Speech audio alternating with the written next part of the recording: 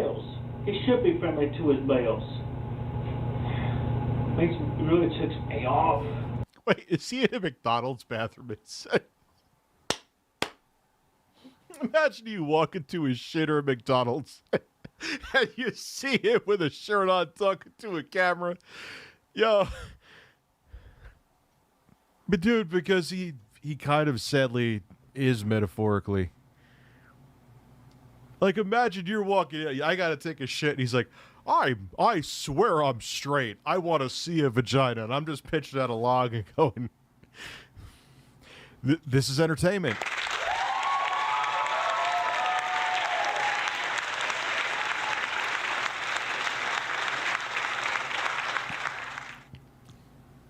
There were some guys singing like some fucking R&B song, totally off key one time, and I was taking a shit in a Walmart a long time ago.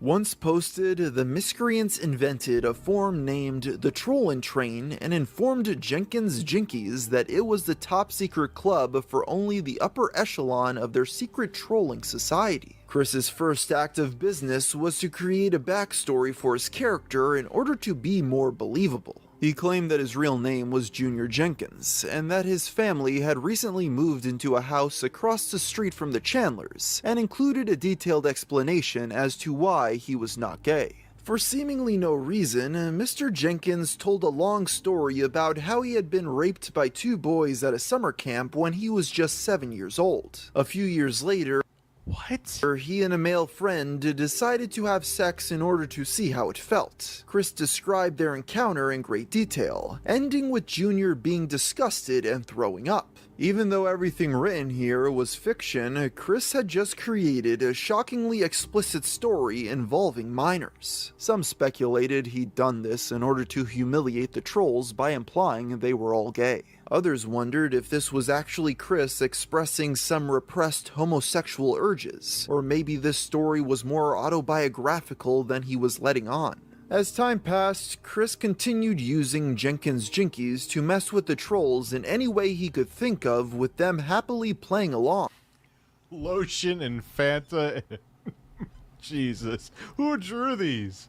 On one occasion, Christian revealed that he had thwarted a plot by the miscreants to hack into his PSN account and corrupt his video game save data. It should go without saying that this was not a real plan and was only thought up by the trolls to make Chris think he had defeated them, but he still took the opportunity to praise himself on the Jenkins Jinkies account. I have to hand it to him. He makes it frustrating to troll him. It's like we have to pay airfare. And the fucking tissues all over the floor. Jesus Christ. Or hitchhike dangerously and do it old-fashioned with accordion cameras and shit like that. Later, Chris learned of another troll plot to dig up the grave of his beloved dog Patty. Using his persona, he nipped this plan in the bud by making up a story about Junior Jenkins going to scope out the gravesite. I personally took a closer look at Patty's grave. It is harder to break in than Fort f***ing Knox. The body is buried deep underground with cement blocks covering the site, and her heavy doghouse is on top of those cement blocks. I wouldn't be surprised if they cemented her grave as well. Also, the site is heavily surrounded by trees and heavy branches. It's like deepest in the mine shaft with cave-ins happening all the time. He apparently decided that this would not be enough of a deterrent to keep the potential grave robbers away, as he later made up another story about how the ghosts of Patty guarded the Chandler house alongside the spirit of younger Chris, as if to imply that he felt his younger self had died. I have encountered the spirits of young Christopher Weston Chandler and Patty protecting the Chandler household. I warn you all right here and now, stay away from his house and Patty's grave. It is not worth it to have to suffer the nightmare that can render you as damn silent as the autistic child. And Patty is definitely not friendly to our dark kind. On August 27th, Chris posted a video talking about how, due to a miscommunication with Sony technical support while trying to reformat his PS3, he accidentally deleted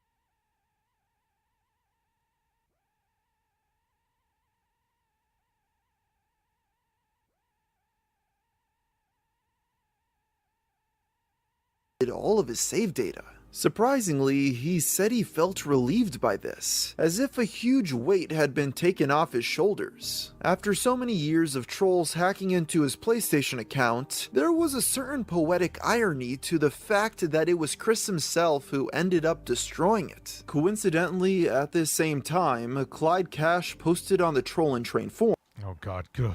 Clyde Cash is back. offering an over $9,000 bounty to anyone who could steal Chris's PS3 and film themselves destroying it. Chris decided that, since all of his data had been wiped from it anyway, he would destroy the console himself and collect the prize money as his final revenge against the trolls. Originally, he planned to Oh my God.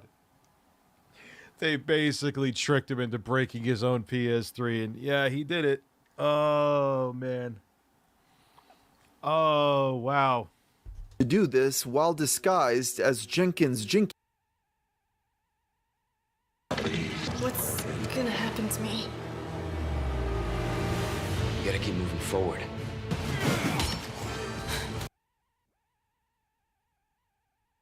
Teaches video technology at a trade college in Orlando.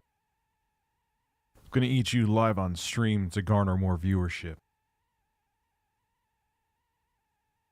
Collect the prize money as his final revenge against the trolls. Originally, he planned to Oh my God.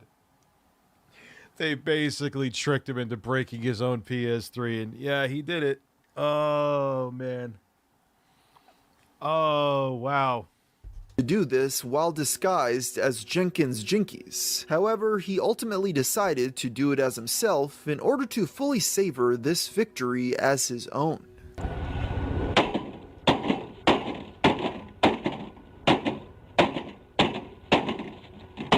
In case anyone was unconvinced that it was thoroughly destroyed, Chris later uploaded a video of himself running it over with his car, and another of him stabbing it with a pair of scissors. As you can imagine, when he tried to collect the money, Chris was met with some pushback. He was directed first to Surfshack Tito, who he was told was in charge of the miscreants' finances. Tito claimed that Chris was not eligible to claim the reward as the rules explicitly state that the PS3 had to be destroyed by a troll. The autistic man fired back by saying that he had made the video in collaboration. The best is he actually thinks that, yeah, dude, a troll is going to honor their word. Good luck with that one.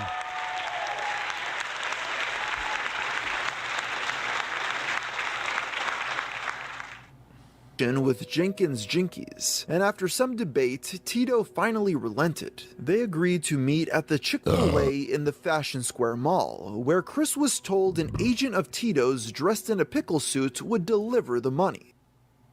What is with the fucking pickle suits? Am I missing something with that? Chris waited for nearly an hour before realizing that nobody was coming and returned home. He then emailed Tito, assuming that it was just a miscommunication, and arranged a second meetup. This time, the Nickelodeon cartoon character told Chris that his agent would be a woman with a tattoo of a pickle on her breast.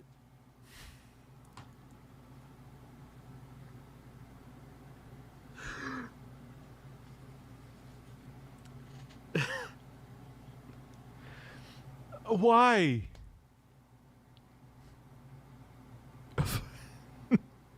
Why would a woman get a... Imagine a woman going to a tattoo parlor and be like, yeah, I want a tattoo of a dill pickle on my breast. Why? Because it has an emotional meaning.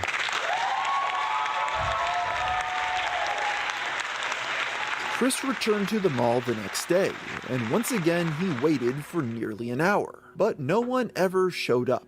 Upon the second duping, Christian emailed Tito furiously, accusing the troll of ripping him off and demanding he simply deliver the money to his house. In a turn of events, Tito claimed that his agent had been at the mall and had accidentally delivered the money to a different Christian Weston Chandler, implying it to be Liquid Chris.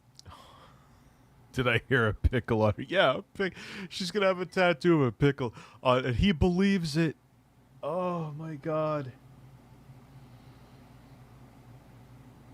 I mean, minus the horrific ending, Chris Chan is a troll's dream come. You could just mold him into whatever you want. Unfortunately, you'll see why I say unfortunately later on, but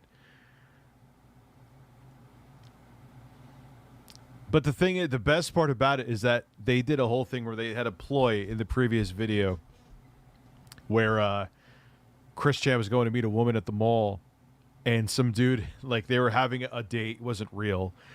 And then some dude in a pickle suit shows up and steals his girl. You can't make that shit up. That happened.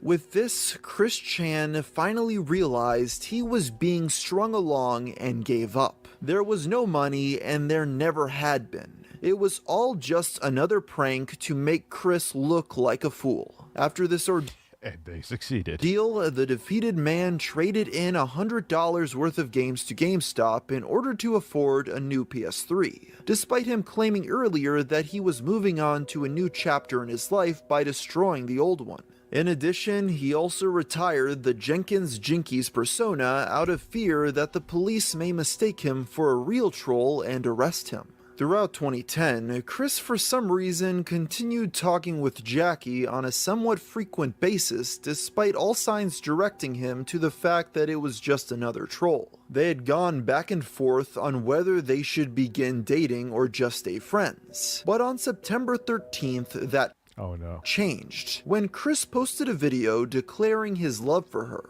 In this upload, he also flipped through a slideshow of drawings he had made depicting what their first date would be like. Yeah, that's also put that in the book of dating advice that will not get you laid. But the glare from the camera made it so that these were impossible to read. After this video was posted, Chris received an email from a man calling himself Robert Paulson, who claimed to be From Fight Club. His name is Robert Paulson, and he